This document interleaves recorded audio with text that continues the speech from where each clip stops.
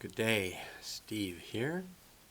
I'm going to read a bit from the book Attuned by Thomas Hubl, Practicing Interdependence to Heal Our Trauma and Our World. And in the last reading, we finished the paragraph with the words, these are all important ways that we accept responsibility for our lives, allowing us to live more deeply into the, quote, wake up, grow up, clean up, and show up directive described by American philosopher and integral theorist Ken Wilber. Really showing up takes commitment and practice. Okay.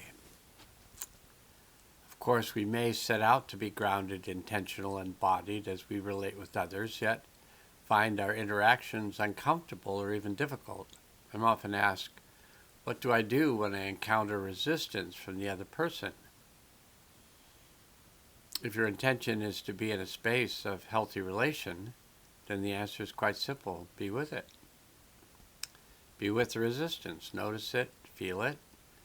After all, if you have set a precondition that the other person must be fully open throughout your exchange, you have already limited the interaction.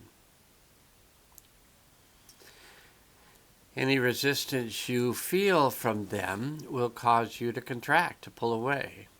You may have shown up to the experience with a yes, but when you felt the other's no, you quickly expressed a no to match it.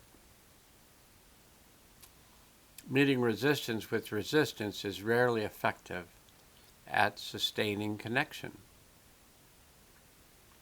Bring awareness to the process is the point.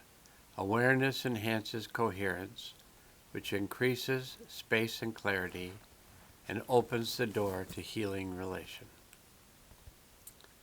By creating a daily ongoing awareness practice, we cultivate mature perspective and the capacity to relate with others, which is an ongoing process, one that requires humility and a willingness to stay open to the new and to accept not knowing.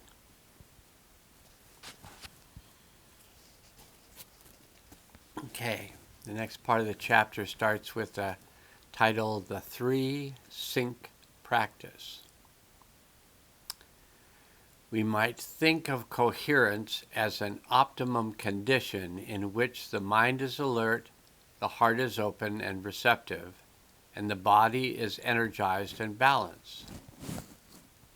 I'm going to read it again for myself and for you also. We might think of coherence as an optimum condition in which the mind is alert, the heart is open and receptive, and the body is energized and balanced. Although this is true more than anything, coherence is the ability to be present with the experience of the mind, the heart, and the body, whatever they are, while engaging directly with life. The idea of creating sustained personal coherence may sound a bit aspirational or ambitious to some, but in truth we can all experience greater coherence with practice. As you go about your day, simply practice being aware of what is happening inside you while simultaneously being present for whatever is happening outside you. In other words, as you engage with others, your colleagues, your partner, your neighbor, and as you go about your daily routines, responding to email, delivering a presentation, cooking dinner, practice noticing what is arising in your interior landscape.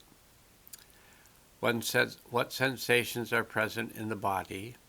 What thoughts or emotions are here? By regularly witnessing our interiors as we experience our exteriors, we can begin to develop a greater sense of alignment and wholeness, what I call inner-outer coherence. I call this process the 3-sync practice. Again, the aim is simply to make conscious our interiors, our physical, mental, and emotional experiences, as we practice being present to our exteriors, work, relationships, life. As we practice, we deepen self-contact with our vulnerability and an expanded sense of our own humanity. When the great mystics sat in contemplation, they were in effect enhancing the resolution on their perspective, their view of the world. The closer we look at a low-resolution digital photograph, the more pixelation, blur, and lack of clarity we perceive. With increased resolution comes increased coherence, which brings new insights and new clarity into view. When the physical, emotional, and mental bodies are in sync, coherence is heightened. We feel less fragmented, more whole, more integrated. More space is available through which we can access new and higher potential resources. Remember, this work is an ongoing, dynamic process rather than a series of failure-proof steps or techniques. And the first step of any contemplative process is simply about becoming aware. And in our next time together, we'll go through the technique, the 3-sync process technique. But that's enough for now, and we'll get together again soon. Namaste.